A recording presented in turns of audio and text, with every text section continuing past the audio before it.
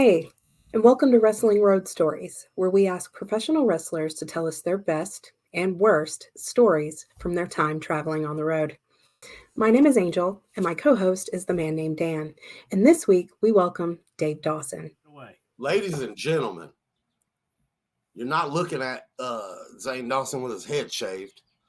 You're looking at his twin brother, Dave Dawson. And I am on the Wrestling Road Stories podcast with a man named Dan and Miss Angel. And guys, I hope you are ready for a barn burning, what rhymes with burning? Head turning, shit stirring, good time. I hope we can say shit on here. Yes, you can. Ladies and gentlemen, my name is Dave Dawson, or on the nameplate here, just Dizave. Thank you guys for having me. Thank you for being here. Absolutely. We're excited you're here. Yeah. All right. So let's kick it off. Let's go ahead and start with what you feel is your worst road story. Oh man, there's so many because me and my brother have been doing this for 20 years since we were at the ripe age of 19. We didn't worry about college or anything to better ourselves at all. We decided we wanted to be pro wrestlers and beat each other up for the rest of our lives. But so there's so many horrible road stories. But if I could narrow it down to one, it would be a booking that we got in Wilmington, North Carolina, where my brother currently resides. It is, I don't know the name of the promotion. I could care less. The guy that booked us, I could care less his name. I'm not going to give him any kind of clout on here. So we'll just call him brother, okay?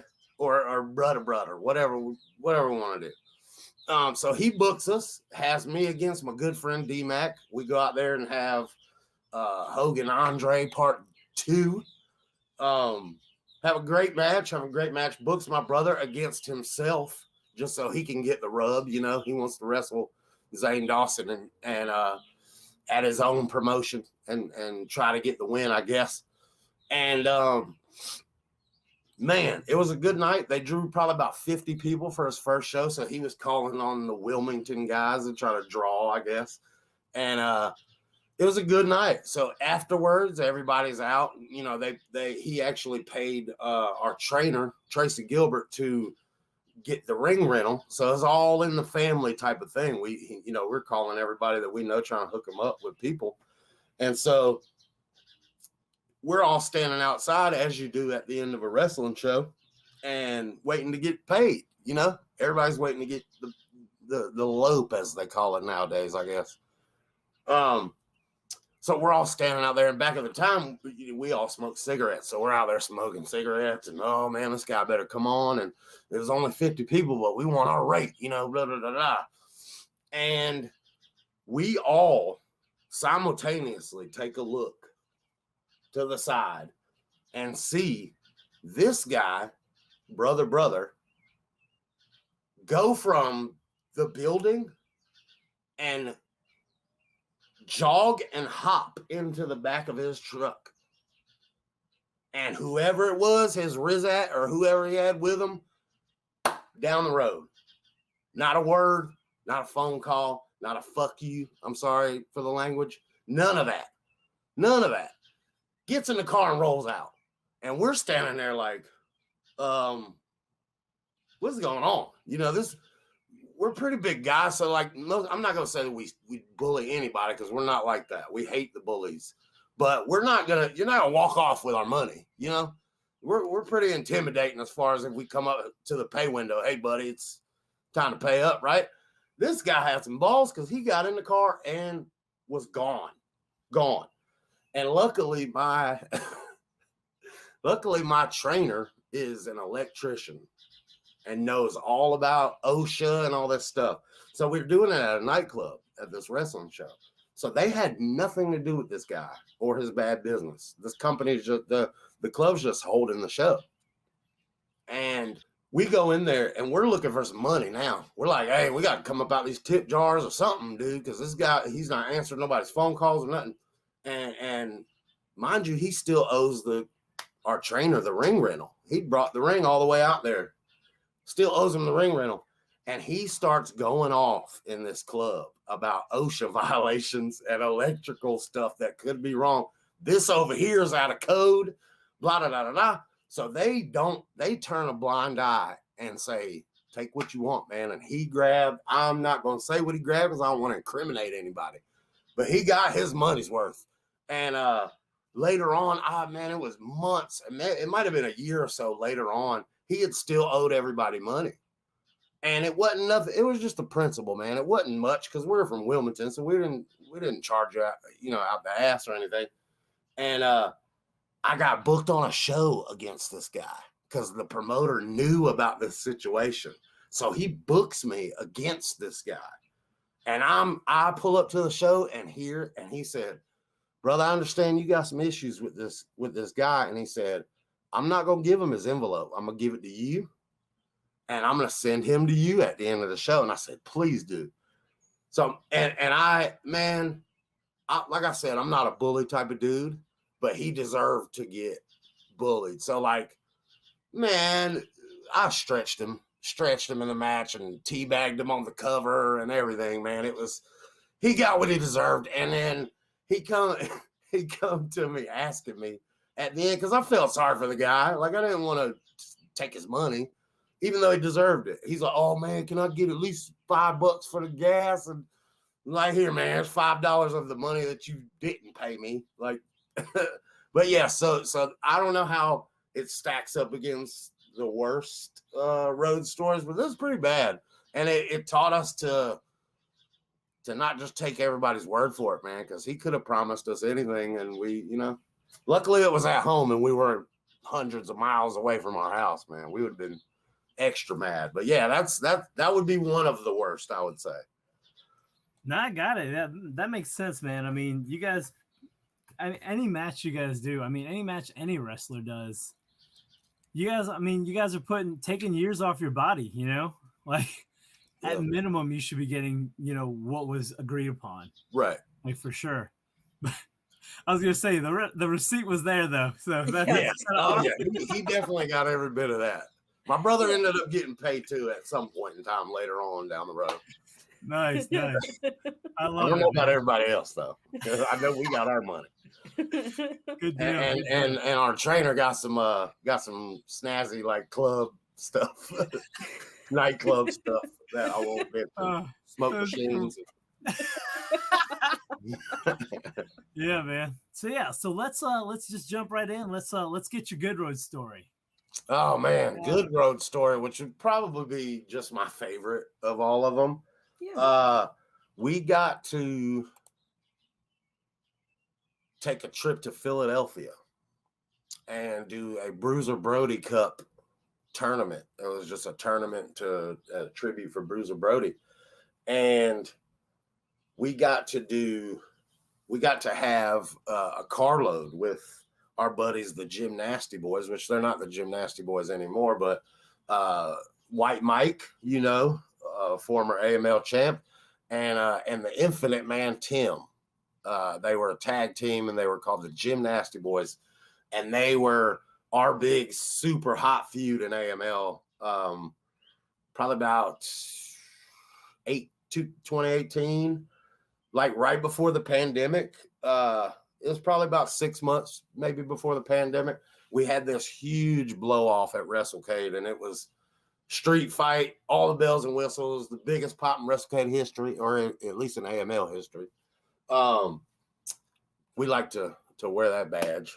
But yeah, so they were in the car, and a buddy of theirs, Christian, he was tagging along. So it's all of us. We get to head up to Philly, and we come up with this idea to do it's always wrestling in Philadelphia. So we wanted to come up with this because we were doing the funny, I don't know if you look back at our old videos and stuff of promos that we've done for tag teams, but we used to do like kind of parody videos of who we were wrestling. If there was a short guy, we'd be on our knees with the shoes on our knees, playing video games or whatever. We did one for Billy Brash and Josh Cutshaw. It was so funny. But we did one against them. So we were doing, and they would do funny videos too. So we were kind of the guys that were doing that. So we came up with this idea, let's do it in Philly and have all these landmarks that we can play with. So of course you go to Philly, you're thinking of the big fountain in the middle of the, whatever, the downtown or whatever, the Rocky stairs, you know, big Rocky statue or whatever. So we're like, man, we could totally play with this. And the story of it was, is they're out in Philly goofing off, being the gymnastic, because they were like crude, funny baby faces. So like White Mike would be talking about some girl's ass, and Timmy be the one trying to get him away from him, from the ass or whatever. And it didn't matter if in the video, there's a 12-minute video that we edited. My brother edited it and everything. And it's so good. But so we're pretty much, the Dawsons are in Philadelphia trying to find the gymnastic boys so we can beat them up, right? And they're in Philadelphia just trying to find some ass. So they are running around the landmarks and stuff.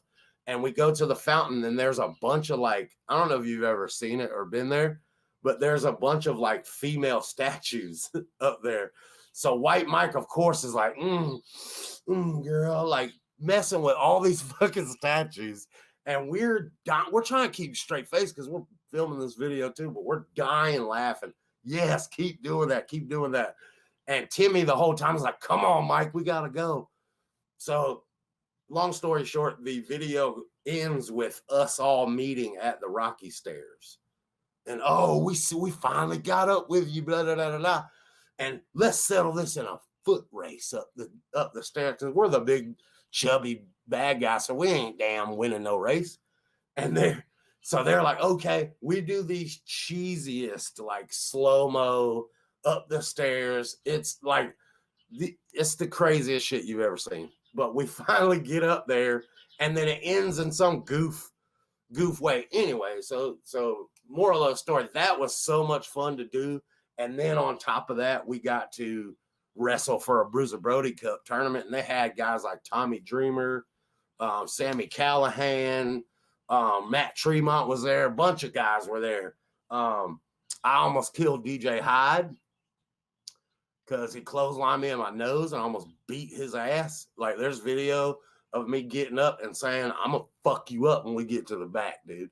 It was really bad. But, like, and the reason why I say that is because I don't care. DJ Hyde ain't going to do shit to me. He's a bitch anyway. So, but yeah, that weekend was such a fun weekend, man, for the wrestling part of it. And just doing that video, man, it's so much fun. And them guys are awesome. So I mean, it was cool as hell to have that time with them. Yeah, that's awesome. I never thought about going when shooting promos, like all the fun and probably all the bloopers and outtakes. Oh my god, there's probably like 30 something minutes of footage that we didn't put in there, and it's just a little 12-minute video. We'll have to send it to you if you can, and maybe you can clip some in there or something like that. Oh, dude, that would be awesome. Or at least to let you watch it, because it's hilarious, man. There's so many little fun moments in that stuff. It's so funny. Yeah, I need to see this. Yeah, that's great, man. I'll have to get my brother on that, and I'll have him send it to you. Good deal, yeah, man. Man.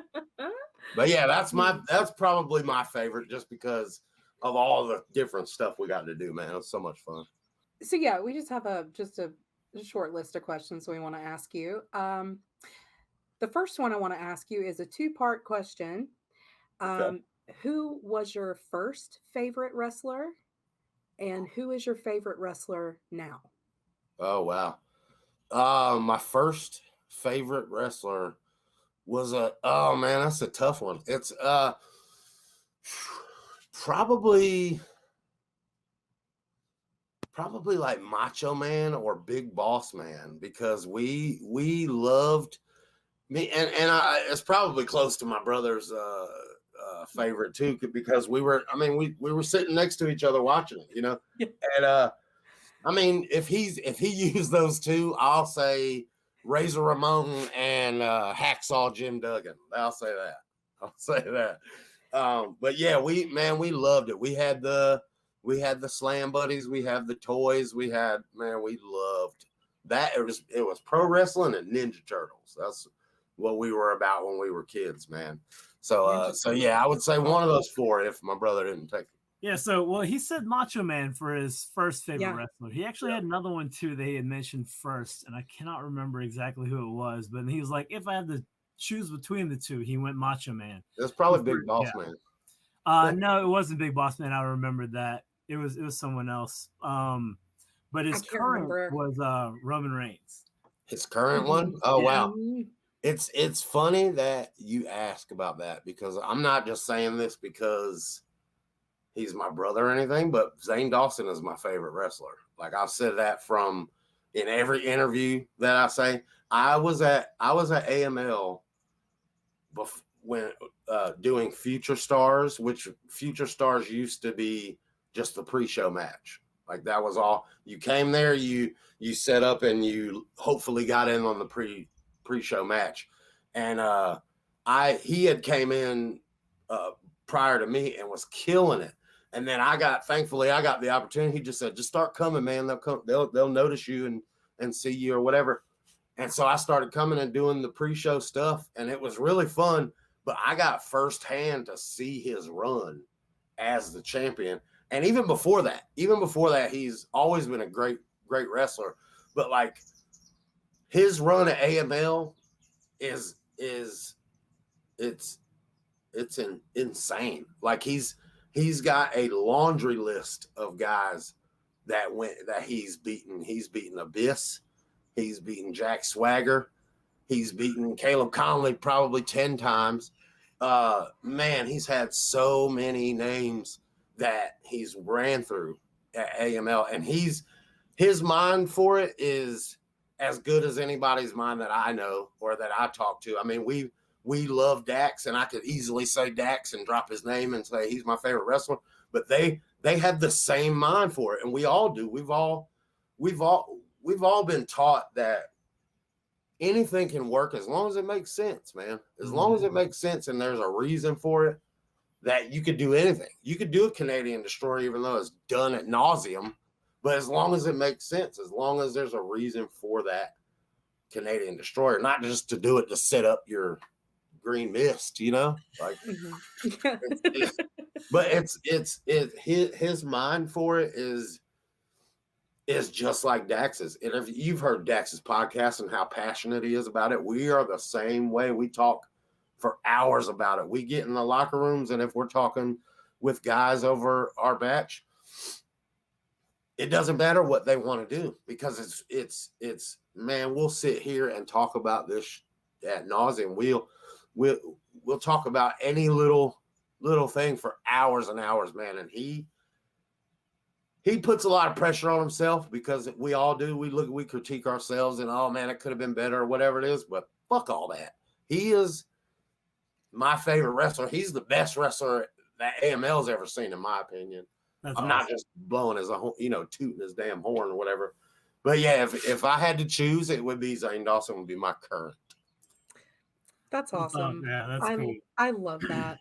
I love that.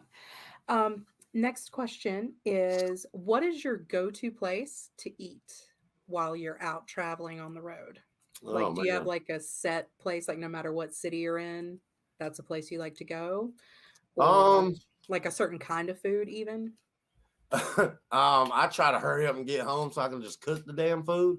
But no, if I had to choose a place, it would be wherever everybody's going to go to hang out, because it's just about hanging with the guys and girls and having everybody that fellowship, I guess you can call it. But yeah, if you gotta have a name for it, man, Sheets. That's what your brother said.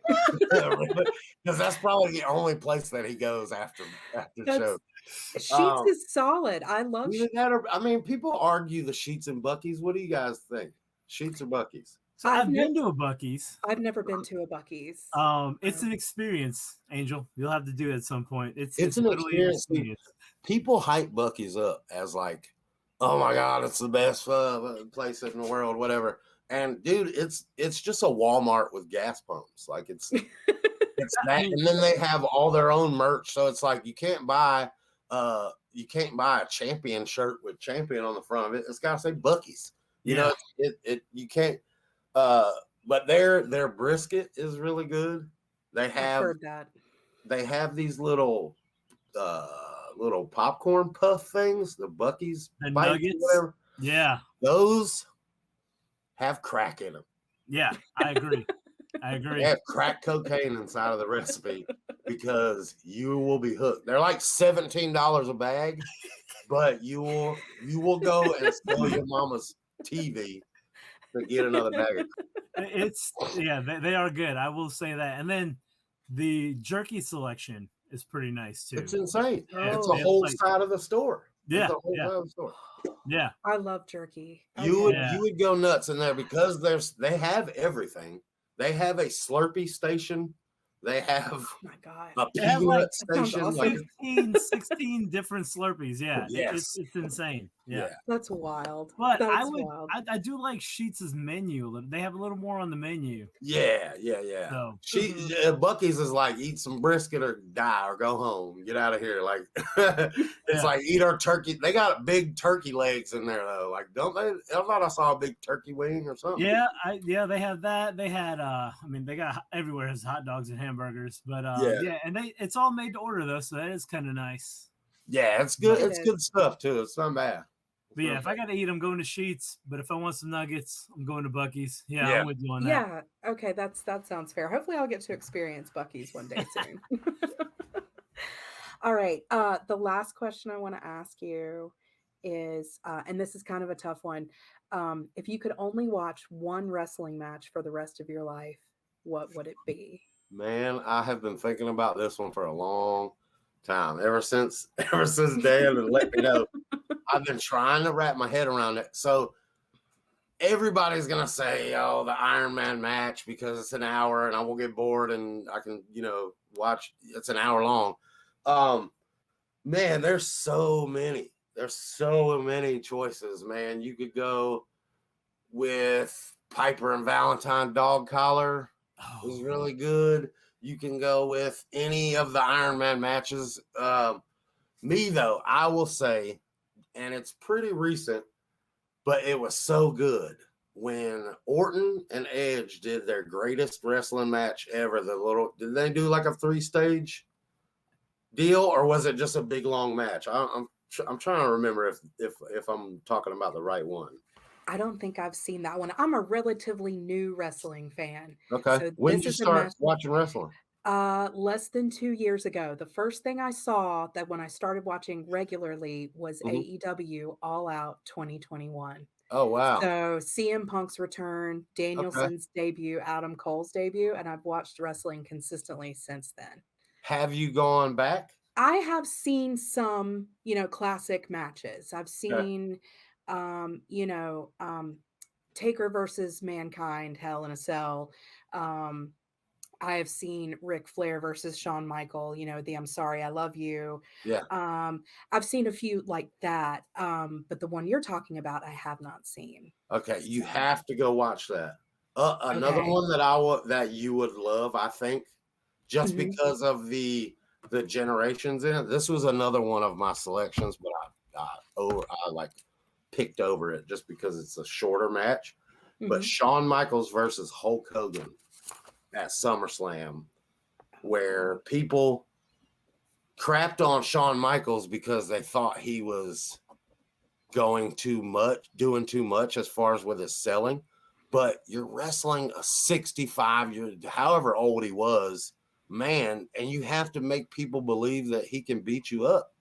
So him doing all the crazy selling, like there was one point where he did something and spilled out to the side of the ring and then did another quarter roll and did some other kind of stuff and then took the bump outside and people shit all over him, which is, everybody has their opinion, but he's trying to make this old ass guy. No disrespect to Hulk Hogan. You're the greatest entertainer of all time, but he's trying to make you look good, man. But the story they told beforehand and all that build up and stuff was so good. Shawn Michaels actually went into the comedy bag a little bit. He did like a fake Larry King interview as Hulk Hogan. And he's like, let me tell you something, brother. And then, oh man, the build up to it was so fun. And then the match, they delivered on it. But if I'm gonna pick a match, the only match I can watch forever, it would be that the Edge and Orton, not the one they had at Mania, because I think that was like a I Quit or Street Fight or something like that. But they had a match where it might have been 2 out of 3 falls or something. So but 36 was the last man standing. That was Mania? 36, yeah. No, WrestleMania 36 was last man standing. Okay, yeah. So it would be the one, I think it was the one after that, the time they worked after that. It was billed as the greatest wrestling match ever. Wow. Okay. That's what they put on WWE TV. Like that you got to live up to that too, man. And they lived up to it. Like Dax will tell you that Orton is probably the most crisp, like perfect moving footwork, everything, execution type of wrestler of all time. He's so good. And man, I can't put him over enough. That's awesome. Yeah, no, I'm with that. So besides the AML confrontation, which is the next confrontation, right? Yeah. So besides that, do you got anything else lined up? We got some stuff actually in the works. We're talking to a bunch of promoters. We're trying to branch out a little bit more if there's some out of state stuff that we can do. I think what's so cool about confrontation, man, is if you know the AML history, every confrontation has been a different promotion that AML's worked with. Like one year we did confrontation with Impact Wrestling, and we got to work with the War Kings, which was Jax Dane and Crimson, and that actually got us kind of the look for the NWA stuff that we did. But we it actually they liked the match that we did, and he said, hey, come on down to Tennessee and work out there. And we went out there, man, and we were normally, if you're on first match, you're like, oh man, that's kind of a bummer. But I look at it differently. I'm like, you got a fresh crowd. They're not tired from chanting this is awesome all night. So you're the first people they're gonna see. So I was excited about it. I'm like, hell yeah, bring it on. We were wrestling the War Kings again, and we had 6 minutes, dude, and we went out there and tore the roof off of the building of that place. And then Dave Lagana, who was the head of NWA at the time, or one of the heads, came up to us at the end of it and said, what are you guys doing on this date of this month? And we said, whatever the fuck you want us to be doing, Sir Dave. Like, what? And he said, come on down to the tapings and what have you. And we're thinking that, because all he told us was you got a 2-minute segment, 1-minute match, 1-minute promo. So we're like, hell yeah, we get a little squasher to make us look good or whatever. And then we get to get on the microphone. Little did we know that was just the first segment that we were going to be doing. And we went down there and filmed 9 weeks of TV in like 2 days. And it was literally like, stay in your gear all day. You're wrestling all these matches. We had Street Fight in the first day. We wrestled Eddie Kingston and Homicide in the first day. Wrestled Eli Drake and Tim Storm. Tim Storm, former NWA World Champion, and Eli Drake is LA Knight now on WWE. Yeah.